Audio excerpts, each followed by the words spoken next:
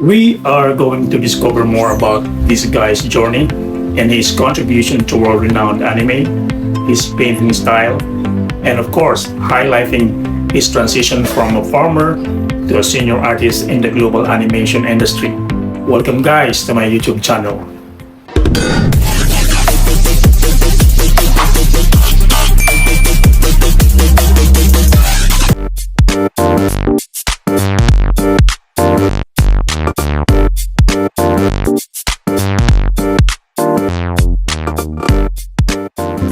Animators are used to creating frames, backgrounds, and character sheets to fit a specific, often predetermined vision, while painting requires self-direction, choosing your own subject matter, and determining the overall mood and emotion of a single finished piece. Mahirap ang transition na ito dahil kailangan mong lumipat mula sa isang sistematikong digital environment patungo sa isang physical at hindi madaling mapredict na medium. Halika at puntahan natin siya. Isa na namang bida ang ating ipakikilala, walang iba kundi si Roberto Lulong. Hello bro! Welcome to my vlog. Sa tagal, finally ngayon lang tayo ulit nakita. So, what are the things that keep you busy nowadays?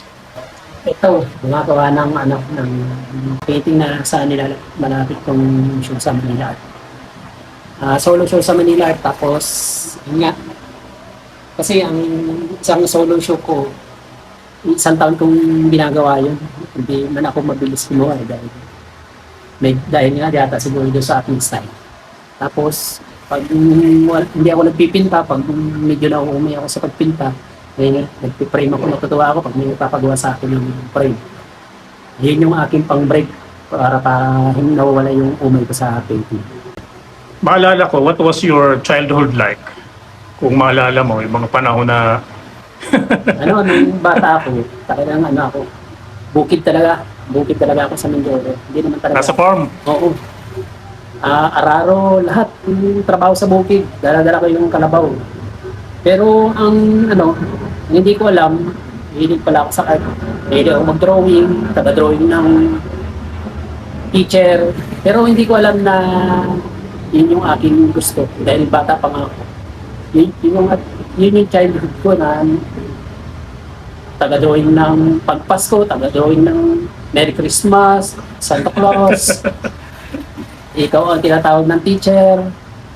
Yun yung naalala ko pero hindi ko alam kasi nalalaman ko rin pag nag-aaral lang, akala ko academics Hindi ko alam na yung palang arts kapapagkapital. Oh. So, kailan ka nag-umpisa mag-drawing? Doon na mismo nung childhood ka? Oo. Nung elementary ako, tuloy-tuloy na yun. Tuloy-tuloy na yun? Oo. Marami ako naging trabaho, hindi lang arts, pero doon ako bumabagsak talaga. Yun talaga yung gusto ko. Pero hindi ko akalain na yun pala yung career na dapat tinataha ko. Doon ka na ba nag-grade school? Sa Mindoro. Sa Mindoro? Hanggang high school. Hanggang high school. Oo. So, mapunta tayo ng college. Paano ka napunta ng kolehiyo? Nung high school, mahilig ako sa art. Tapos, nagpa-practice ako noon ng portrait kasi dinadala ako ng nanay ko dito sa Maynila, sinasama ako. Nakikita ko doon sa EDSA Central, mga 1980. Oo. Dadaan kami ng EDSA Central kasi yan ang sikat noon Pagbaba, galing mong Mindoro, bababa ka ng crossing, dadaan ka ng EDSA Central, may Art Nook doon, yung Marco Art Nook. Nadadaanan ko sila, nakaupo, dahil nanonood, nagpo-portrait. Nag-charcoal? Oo, nag-charcoal, sabi ko. Doon ko naramdaman na yun yung gusto ko, na maging portrait artist. Hindi ko naman alam na portrait artist ang tawag doon. Yun nga, tama yung sabi mo na charcoal. Oo. Yun na, natatak na sa utak ko na, sa ganda ng buhay nila kasi daming nanonood. Oo. Tapos pag punta namin dito sa Maynila, mga ilang araw kami dito, babalik ako sa crossing kasi manunood din ako, tapos kinakausap ko yung mga artist doon. Hindi naman sila suplado, mababait naman. Tinatanong ko kung ano yung mga materialis, tapos bumibili ako. Tapos uwi namin Mindoro, pa-practice ako dun sa mga kalendaryo mga gaganda. Yung likuran, Oo. puti yun Wala naman tayong pambili. Hindi ko naman alam yung salitang illustration board. Oo. Hindi ko alam yun. Din ako sa mga kalendaryo ng mga safe sing ng mga yung mga Tanduay, sa likod nun, doon ako nagpa-practice ng portrait. Doon nag-umpisa. Oo, doon ako umpisa. Sa UST, kinuha ko commercial arts. Bago ako nagtataka nga ako paano ako nakapasok sa UST. Yun gusto ko lang ikwento kung paano. Dahil nga sa portrait, nung ako naging portrait artist na, before ako naging portrait artist, sir, nagtrabaho muna nung, nag-decide na ako kasi wala kaming pagparal sa college na. Kasi dito na nga sa Maynila. Nagtrabaho muna ako ng kung ano-ano, nag-barker pa nga ako ng jeep dito sa Pasig, Marikina eh. Ay, Tapos, grabe ah. pagkatapos nung pagka-barker ko ng Pasig, Marikina, naging panadero ako. Doon, nag-practice pa rin ako ng portrait habang ako nag-a-apply ng portrait artist ako sa comics. Nung ako yung nasanay na, naglakas ng loob na akong apply, binigyan naman ako ng chance break nung may-ari ng Marco Art na si Boss Marco. Marco, na taga Batangas. Kaya nagkameron ako ng kumpiyansa. Tapos nung nasa portrait artist na ako, nagkodita, 1986. Yun, naalala ko yun. Tapos bumagsak yung portrait noon, bumagsak ang art, balik ako ng Mindoro, decide ako mag-bukid na lang. Nung ako'y nasa Mindoro, dahil merong isang mayaman nga doon sa amin na nagbibigay ng scholarship doon sa mga matatalino, natuwa ako, binigay ko siya ng isang portrait. Tapos, nung nabigay ko sa kanya, natuwa lang naman ako noon. Yung mga staff niya, mga classmate ko sa Abada, nung high school ako, pinatawag ako nung mayaman na yun. Tapos, kinausap niya ako, doon niya ako tinanong kung gusto kong mag-aral ng fine arts sa UST. Eh, syempre, binarab ko na, kaya nakapag-aral ako sa UST ng fine arts, commercial arts yung niya. Yun, doon ako, nung ako'y nakapag-aral na nag-comics ako, kung ano-anong trabaho ang pinasok ko, then napasok na ako sa animation. Nung nagpasok ako sa animation, hirap na hirap ako kasi nung galing ako sa comics, hindi naman ako sikat na illustrator, ako'y walang nakuhang script sa Gasi. Ang nangyari sa akin nga, maglalakad ako pa uwi sa hanggang Pasig kasi wala akong pera eh. Lalakad talaga ako nun. Libis yan, bababa ako dun sa Libis, hanggang Rosario, karating ako ng Pasig. Kaya naisip ko parang, naghanap ako ng ibang trabaho, napasok ako na mag-design ng t-shirt. Tapos, yung classmate ko sa UST, sinabi niya sa akin, Tol, may punta ka na lang dun sa Toy dahil yung general manager dun, tito ko. Pero walang tanggapan. Pumunta naman ako, nagbigay ako ng resume. Tapos pag yung timing ng pagdating ko doon, yung isa na nagtitraining, umayaw. Ang talagang applyan ko sa animation, hindi naman talaga background eh. IB talaga. Kaso nung ako ngayon naandun sa pinto, nag-iintay ako na may kukuha ng aking resume. Lumabas yung isang kasama kong artist, nakasama ko dati sa portrait artist, sa crossing. Nagkagulatan kami, sabi ko, ba't ka nandito? Nag-apply ako ng IB. Sinabihan niya ako, tama, mo ka sa IB. Dito ka sa BG, mas maganda ang dito. Ano talaga? Oo, dito ka sa BG, sa background ka. Kaya parang naglakas ang loob ko dahil yung tatlong kasama ko na portrait artist, nandun pala sa Toy Animation, background. Ayun. Tapos, kinuha nila, binigay nila. Yun na, natanggap ako. Nagkaroon ka ng connection din doon. Oo, tapos yun na, natanggap ako, trabaho ako sa Toy. Nagawa ko sa Toy Animation, Dragon Ball, Sailor Moon, Slam Dunk, Crying Kingdom. Tapos yan, yung uli-uli niyan, nasimulan ko episode 1 ang One Piece. Tapos yun na, 26 years ako sa animation. Yun, haba pala, grabe, no? Oo. Yun nga, paano naman napunta sa pag-painting mo mula animation, yung transition na yun?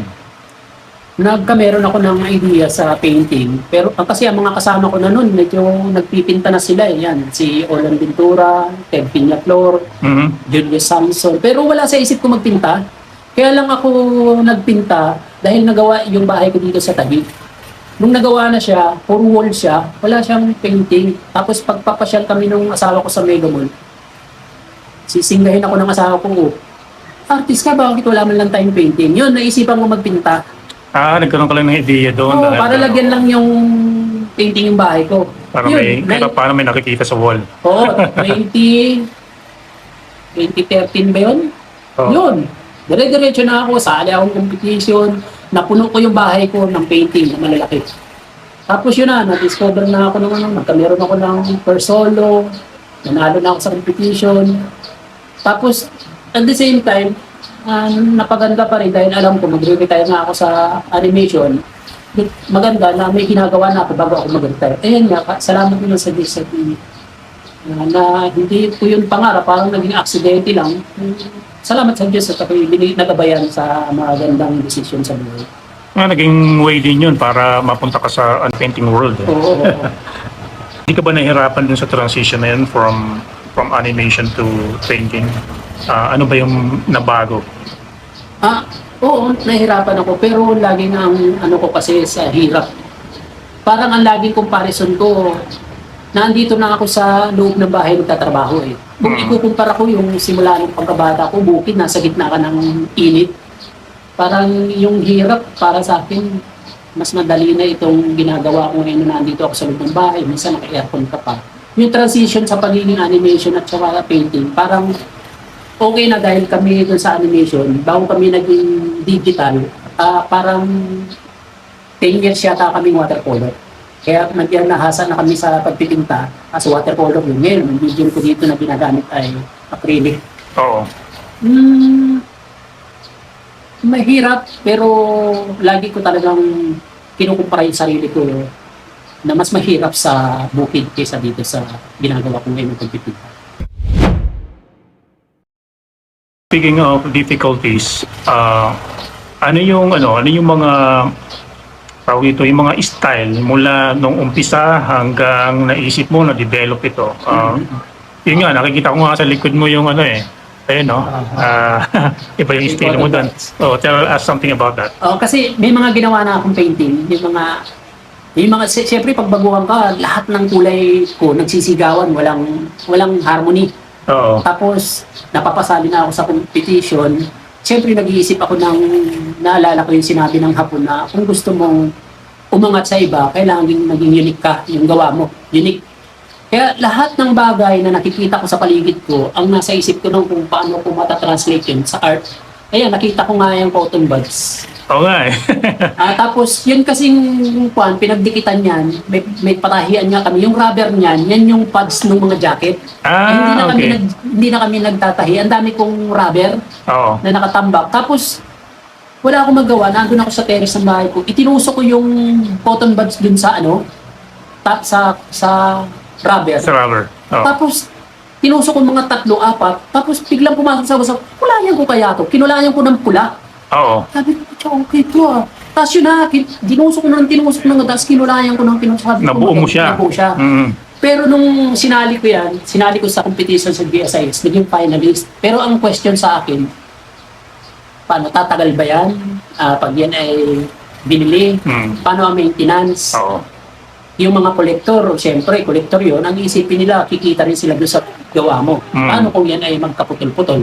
Kaya, nag-isip, parang pumasok din, nagsinkin sa akin yun, na tama din naman yung mga question sa akin tungkol doon sa gawa ko. Doon, masakit sa akin kasi pinag-isipan ko yun. Pero tinanggap ko yun at nag-isip ako ng iba.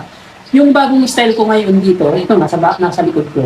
Ito naman, yun yung mga image kapag nag-incorporate pa rin yung sa animation eh. Yan yung image na ginagamit namin pag si Lupi ay nakikipag, di ba humahaba ang kamay nun, pag tumama yung kamay niya dun sa paglaban, pag tumama, may lumalabas na image. Oo. Yan yun, tapos in-enhance ko lang parang ginawa kong 3D. Parang nag-splatter yung mga no? Tapos yung pagkakadesign ko na yan, yung aking mga splatter na yan, parang yan yung personality ko na sa dami ng hirap and challenges natin sa buhay, may maliit na problema, may malaki, yan yung mga splatter. Nagre-reflect yan sa karakter ko. Kahit kay Nino, wala naman tao na walang problema. May maliit na problema, may malaki, may katamtaman. Pero yung mga problema na yun, tinatranslate ko sa positive. Kaya yan, ginawa kong painting. Yan ang naging bunga. Yung style ko ngayon. So, bali sa inahaba-haba ng naging transition mo from dun sa cotton buds na yun, hanggang ito. Ito na ba yung final, unique style mo? Sa ngayon, hindi pa rin. Hindi pa rin. Oo, So, kasi you're going to explore more. explore pa talaga. Oo. Kasi sabi nga, parang, pero i-maintain ko yan, pero parang tingin ko dadagdagan pa kung anong, sana, bigyan pa tayo ng Diyos ng isip na ano pang maidagdag na mas maganda. Ano pala ang naging creative process mo nitong bago mong style? Ang process ko kasi niya, na-aksidente ko lang yan eh. Pag downtime kami sa toy, hindi talaga ako mapakali na walang ginagawa. Basta gawa ako sa computer. Then, tinatranslate ko sa manual. Yan, katulad na nito. Gagawin ko na. Parang may layering ka nito, no? Oo, yan, tama. Layering. Kasi nga, Oo. computer ng aking studies. Kaya layering na talaga siya. So, tinitira mo to sa Photoshop. Oo, Photoshop ko yan ginawa. Doon ko yan studies. Doon ko yan talagang gumagawa ko. Sa isang painting ko na ganito, 3 design, tas pagpipilian ko siya ng yun yung process ko eh. Para makikita ko kung, tas kinabukasan, titingnan ko ulit kung ano pa yung... So, ibig mo sabihin sa 3 design na yon, pagpipilian mo kung sino yung nag-stand out. Oo. Pero dito sa design na ito, ang may process pa ako niya na iba-ibang kulay, pero yan design na yon. Tapos, may papalitan ako diyan kinabukasan, papalitan ko yung kulay, tone down ko yung kulay sa Photoshop. Yun, tapos pag na-final ko na, yun na, ipiprint ko na yung sa papel, tapos ipitrace ko na dito. Kaya nakikita mo yan, mag-blue. Oo. Ito yung carbon paper yan, na pinagdikit-dikit ko na carbon paper. So, anong naisip mong title niyan? Parang may Ito? nakikita akong tao no? Oo. Oo. May tao yan, maraming tao yan. Marami ako naiisip na title. Siguro magbabago pa yan Oo, yan ang naiisip ko. Pagka nabuo muna, saka mo na malalaman ng Oo. title Ang initial na title ko dyan, alam mo kung ano? Ano? Matapumring Pulubi. Matapobring Pulubi. pulubi. Meron pala matapobring pulubi Mapapaisip ngayon yung viewer o kaya yung collector mo niyan kung paano nangyari yun. May pagka yan, political sa akin, para sa akin. Matapumring Pulubi. How do you stay inspired and motivated in your work? Sa mga interview ko, marami nagtatanong sa akin. Pero iisa yung sinasagot ko, yung paano ako nagiging inspired para gumawa. Ang unang-una kasi sa akin, yung inspired ko, tinranslate ko sa takot sa Diyos. Kasi alam ko nga ako, hindi ako matalino sa academic. Kaya ang takot ko, yung para ako'y gumawa ng gumawa. Kasi natatandaan ko lagi yung nasa Bible na pag hindi mo pinagbuti, ang binigay ko sa iyo, kukunin ko at ibibigay ko sa iba. Yun yung nagpapa-inspire sa akin. Kasi hindi ko na, yun yung nagpapa-inspire dahil natatakot ako na pag hindi ko pinagbuti ang binigay sa akin ng Diyos na talent na binigay niya sa akin, ay kunin niya at ibigay niya sa iba. Yun yung nagpapa-inspire sa akin.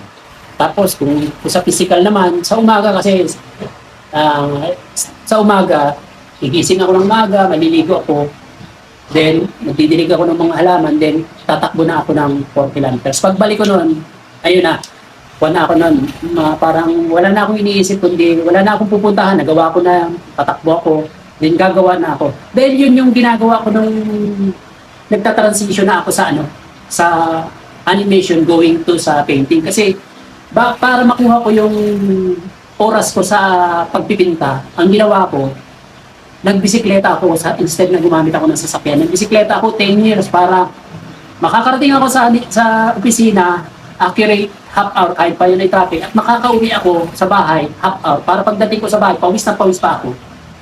Magpipinta ako. Grabe, hindi ka muna nagpapahinga Hindi na. Yun yung aking karakter. Kaya makikita mo rin dito sa aking division layer. Yan yung karakter ko. Pag sinabi ko yung oras na ito, oras na ito. Kung ano yung kulay, hanggang diyan ka lang, hanggang diyan ka lang. Parang nagpupon din yung karakter ko. Yan yung nagpapa-inspire sa akin. Karakter ko, siyempre, takot sa Diyos. Ano yun? Sikleta. Parang ba dito nagre-reflect sa gawa mo yung character mo? Tama. Oo. So ano yung naging most challenging project you've undertaken as a painter? Ang pinaka-challenging kasi sa akin na ang yung makapag-create ka ng art mo na talagang pag nakita ng ibang kolektor o ng artist, sasabihin nila na kahit di pa nakita yung signature mo, masasabi nilang sa akin. Yun yung pinaka-challenging na talagang pinigay sa akin ng Diyos na magawa ko. At yun ay tingin ko nagawa ko naman dahil dun nga yung napansin sa GSIS at nakita nila yung unique na style ko. Siguro hindi naman nila yung mapapansin kung hindi unique yung style. Yun yung pinaka-challenging. Kaya nga kung ano-anong napag-iisip ko na art, kita mo may cotton buds ako. Kasi yun talaga yung iniisip ko na paano maging unique at maging yung painting na yun ay nagpupuan sa character ko. Yun yung pinaka-challenging na talagang pinilit kong ma-discover. Sa sizes, ano yung pinaka-mas malaking ginawa mo? Ang pinakamalaki kong ginawa na ay 6x10. Umabot ng ilang buwan, linggo? Ay, nung ginawa ko kasi nung yung 6x10 na yun, nasa sabay ako nun, nasa animation pa ako nun. Kaya dun ko na ginagamit nga yung minamaximize ko yung oras ko. Kasi ayoko nung nauubos yung oras ko sa sasakyan. Kaya yun nga, yung bisikleta. Kaya pagdating ko dito, magdadating ako dito sa bahay ng alas 7 ng gabi. Magagawa ko nun hanggang alas 10. Tapos tutulog na ako, gigising ako ng alas 4, pipainting na ako. Yun yung, hindi ko masabi kasi putol-putol nga, oras lang eh. Sa isang araw, parang 4 na oras lang ginagawa yung malaki na yun. At least, bandang huli, nabuo mo naman siya, di ba? Oo. Kaya yun yung nakakatuwa pag nakikita ko natapos ko kahit na yun. Bakit mo naisipan mag-put up ng frame business? Yung frame business, hindi ko yan, hindi ko talaga yan balak. Or hindi pa dumating sa ito, di ba? Kumbaga, Kasi gumagawa na talaga ako ng frame para sa akin lang. Pero nung naisip ko, nagpapagawa ako ng frame sa Quiapo, nung hindi na ako gumagawa ng frame, nakita ko yung paggawa nila. Tapos, meron ka na idea? meron ako na idea, tinanong ko doon sa gumagawa ng frame kung magkano yung mga machine yan. Sabi ko, yun pala yung presyo. Tapos, pinili ko lang ito para sa akin. Hindi man para sa negosyo. Pero nung nandito na, may mga nagpapagawa na sa akin, tapos nakita ko na maganda rin itong kaya naging negosyo na rin. May magandang idea pala. Pero wala kang knowledge doon sa pagkakat nito? Or inaral mo lang muna siya? Wala. Hindi kasi, nung nag-decide na ako nito, na mag-order ako sa China, may training dito sa Pilipinas. Bibigyan ka nila ng training. Tinuruan nila ako ng isang araw lang. Wala pa nga isang araw eh. Ang simple lang naman to eh. Simple lang itong yung paggamit nito. Ito yan. Sige, gusto na i-debay mo natin. Sige. Baka naman dyan, yung mga manonood dyan, gusto magpa-frame. Andito lang si Lulong sa kanyang studio at nais nyo mag-message. Ganito lang to eh. Yan. Adjust mo lang ng adjust yan. Kasi automatic na 45 degrees na yan. Yan, 45 degrees na agad yan. Ganda ng cutter mo. Tapos ang dugtong niyan doon. Ituloy na natin. Pagdugtongin natin para kunwari. Kasi ito na, yan. Ito lang yan. I-adjust mo lang dito. Madali lang naman. Ang mahalaga lang yung equipment. Oo. Saka ito hindi mo na kailangan timplahin na 45 degrees na 45 degrees talaga ito. Yung kahoy, kaya naman ito, no? Oo, kahoy, kaya niyan. Pero yung certain size lang, kapag kahoy na, doon na sa meter, so yung nagamit. Adjustable naman siya kung gaano kakapal Kahit mga extender, di ba? Kaya. Katulad yan. Ang ganda. Yan. Doon naman ang dikit nun. Ano yung pinadidikit mo? Ito na yan. Isang machine ito. Yan, nakahiwalay. Ayun. Ayos. Anong klaseng material to? Polystyrene. Ayan. Hindi naman siya nagkakalak, no? Nagkakrak din siya. Kasi ito yung lahalo ng pagka-plastic.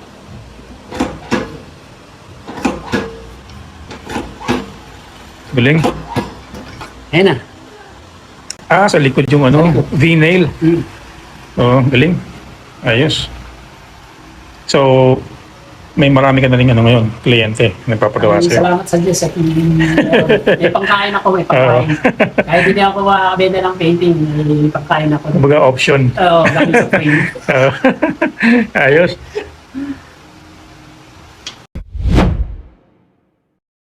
paano mo ma-encourage ang mga artists to be creative o yung mga young creatives natin? Ang encouragement, kung talagang sa iba, tingnan niyo muna kung talagang gusto niyo yung art sa mga artist. Kasi marami akong mga nagtatanong sa aking magulang, pwede mo ba turuan itong aking anak kasi mahilig mag-drawing? Lahat naman tayo, nung bata tayo, mahilig mag-drawing. Tingnan mo muna, i-check mo muna yung personality mo kung talagang artist ka. Then kung malalaman mo, masaya ka nag-iisa, masaya ka nag-drawing mag-isa, siguro matatawag na yun yung iyong gusto dapat puntahan. Kung encouragement, tuloy ang pag-aaral. Number 1 sa akin, mag-aral muna ng basic ng kulay. Tapos, pinakamatindi, pag-aralan ang anatomy.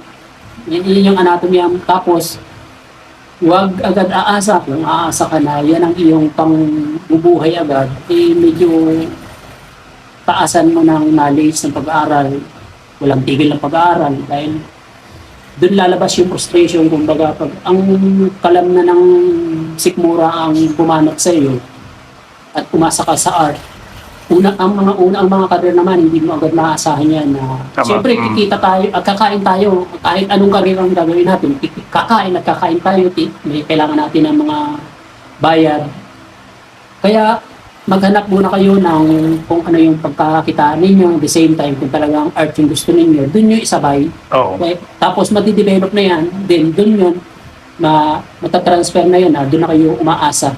Basta aral lang, tiyaga, walang shortcut. Kita niyo ako, nakalito na ako sa kaaral. Totoo yun, mahirap. Pero pag nadali mo, masarap. Basta aral lang na todo. Hindi, ako sa academic, hindi ako matindi mag-aral. Pero parang dito sa art, dito ko na-discover na pinakamaliit na bagay, pinakamaliit na details, kung paano tumubo yung damo, pag-aralan mo, pagdating sa art, ipinta, kung paano. Basta mag-aral. Yun lang ang masasabi ko sa mga bata na gusto maging artist na katulad namin, Joey. Kanino ka dapat magpasalamat? Unang pasalamat ko sa Joey. Siyempre, yung nagbigay sa akin ng talent, nasa taas, yun talaga ang dapat natin pasalamatan. Ngayon, pangalawa, salamat sa iyo, Thundercats Joe. Kahit nakulitan ka sa akin. Kahit hindi agad ako, talagang tiyaga ako na kasi natatakot talaga din talaga ako sa interview. Salamat sa iyo, Tol Joey. Siyempre, pamilya ko, suportado ko, yung asawa ko, hindi ako ginanila ng asawa ko na itigil ko na yung art. Hindi man lang ako nakarinig sa kanya ng salitang gano'n. Kaya salamat ako. Sinabi yung passion mo hindi maaarang. No? Kasi may narinig ako sa ibang kasama ng ating mga artist na ginaganunan sila ng mga asawa nila na tigil mo na yan dahil wala tayong pangkain. Walang pera dyan. Walang pera dyan. Pero huwag kayong maniwala na may pera dyan. Basta galingan nyo lang. Meron pang isa, meron ka bang darating na mga exhibition o baka pwede mo ma-promote na mas maaga? Yan meron. May solo show ulit ako sa 2026 sa Manila Art sa October. Kaya ito mga ginagawa ko na ito para sa Manila Art. So ilang piyesa yung gagawin mo? Ang gagawin ko, natingin ko 8 to 9 kung kakayanin. Kaya yan, malalaki. Oo. Basta yun lang. Tuloy-tuloy lang ang progressive. Wala nang tayuan ko. Oo. Ayos, maraming salamat. Salamat. Sa huli nating pagkikita kung saan man. Hindi ka ba sasali ng GSIS? Hindi ko na kaya. Ibali next year ulit tayo. Next year. Okay. Salamat.